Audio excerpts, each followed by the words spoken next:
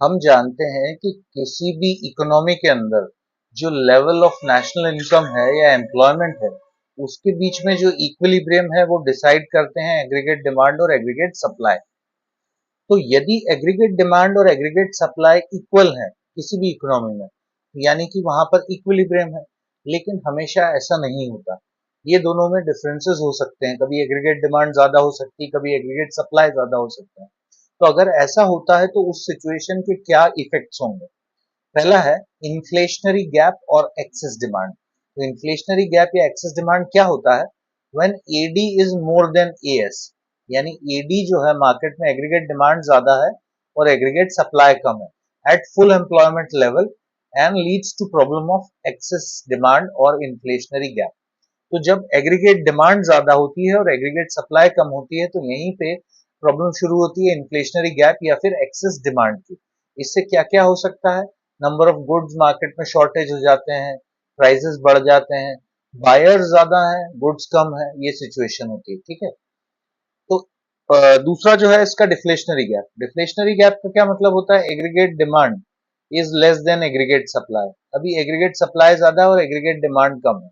So when AD is less than aggregate supply at full employment level and leads to the problem of deficit demand और deflationary gap। तो यहाँ पर deficit demand या deflationary gap हो जाता है। तो यहाँ पर गुड्स ज्यादा हो जाते हैं और बायर्स कम हो जाते हैं, प्राइसेस गिरने लगते हैं। तो ये इसके साइड इफेक्ट्स हैं डिफ्लेशनरी गैप के।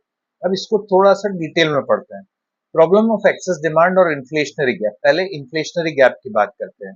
ये वो केस होता है जब एग्रीगेट डिमांड ज्यादा है और एग्रीगेट सप्लाई कम है।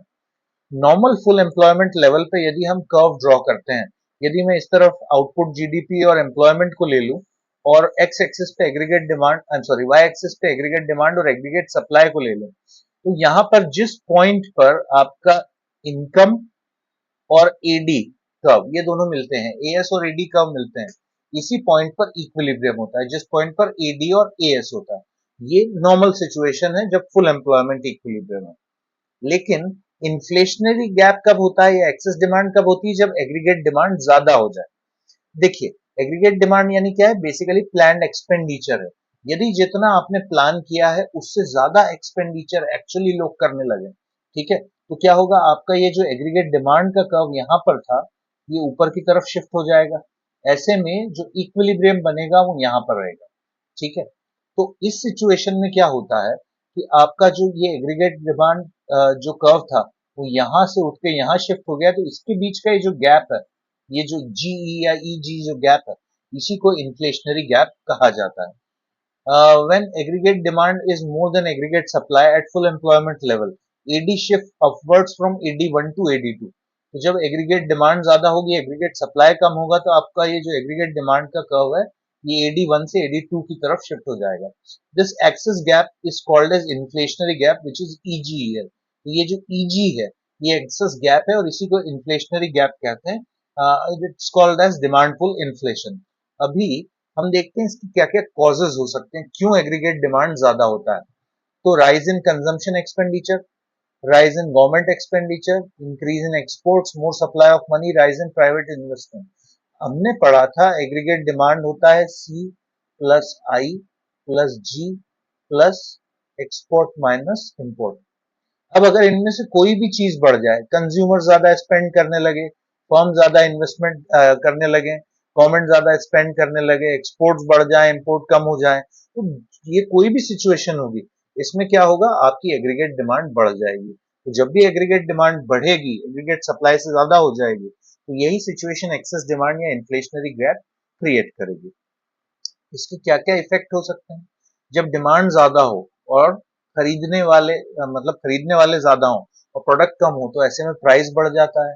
आउटपुट बढ़ेगा, आउटपुट आउटपुट नहीं बढ़ेगा। आउटपुट क्यों नहीं बढ़ेगा? क्योंकि production already full employment level पर है, यानी जितने भी रिसोर्सेज हैं आप उन सबको यूज कर रहे हो और शॉर्ट शॉर्ट टर्म में कोई टेक्नोलॉजिकल चेंजेस भी नहीं होते हैं, तो एक्चुअली प्रोडक्शन नहीं बढ़ सकता। डिमांड बढ़ रही है लेकिन प्रोडक्शन नहीं बढ़ सकता, तो ऐसे में आउटपुट नहीं बढ़ेगा। एम्प्लॉयमेंट में कोई चेंज नहीं होगा क्योंकि जितने लोग एम्प्लॉयमेंट में हैं वो सारे ऑलरेडी काम कर रहे हैं, यानी इनवॉलेंट्री एम्प्लॉयमेंट, अनएम्प्लॉयमेंट बिल्कुल भी नहीं है।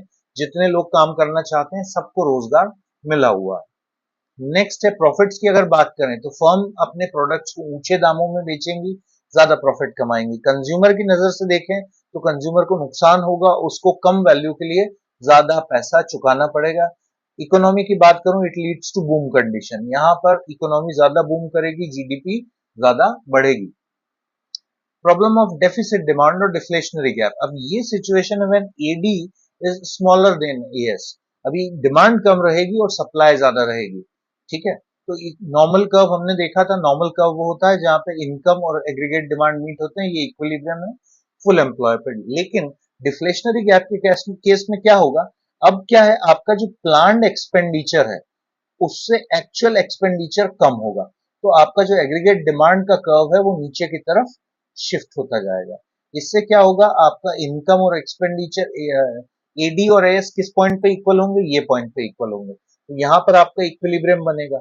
और ये जो ईजी है, ये जो नीचे की तरफ शिफ्ट हो रहा है aggregate demand, this is known as deflationary gap, तो ये है डिफ्लेशनरी गैप।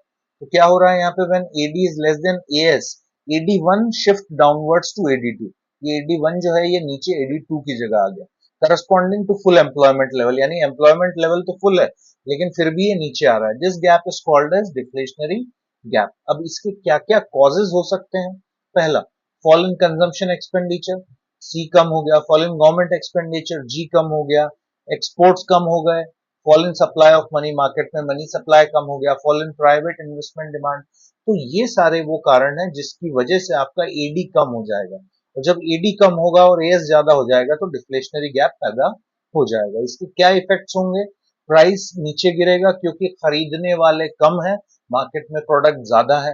आउटपुट की अगर बात करें तो उन लोगों ने फर्म्स ने जो प्रोड्यूस करके रखा हुआ है उनके पास स्टॉक रखा रहेगा जो बिक नहीं रहा है, ऐसे में वो नया प्रोडक्शन नहीं करेंगे, नया प्रोडक्शन नहीं करेंगे तो बहुत सारे लोग जिनको काम मिला हुआ है उनसे काम छिन जाएगा, इनवॉलेंट्री अनएम्प्लॉयमेंट हो जाएगा। साथ ही इफेक्ट ऑफ डेफिसिट डिमांड की अगर मैं बात करूं प्रॉफिट पे, तो फर्म्स को कम भाव में अपनी चीजों को बेचना पड़ेगा जिससे उनको कम प्रॉफिट होगा या फिर लॉस भी हो सकता है। कंज्यूमर्स की अगर बात करें तो कंज्यूमर को ज्यादा वैल्यू की चीज कम दाम में मिलेगी, उसको फायदा होगा।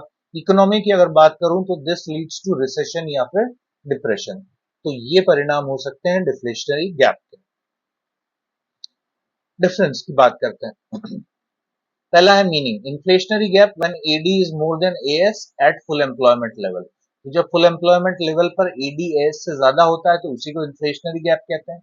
Deflationary gap when AD is less than AS at full employment level, यानी कि एएस ज्यादा है और एडी कम है तो इसको डिफ्लेशनरी गैप कहते हैं। इम्पैक्ट ऑन प्राइजेस, जब इन्फ्लेशनरी गैप होगा प्राइजेस बढ़ेंगे, जब डिफ्लेशनरी गैप होगा प्राइजेस कम होंगे। इम्पैक्ट ऑन इकोनॉमी, जब इन्फ्लेशनरी गैप होगा तो इकोनॉमी बूम पर आएगी, जबकि अगर डिफ्लेशनरी गैप होगा तो डिप्रेशन या फिर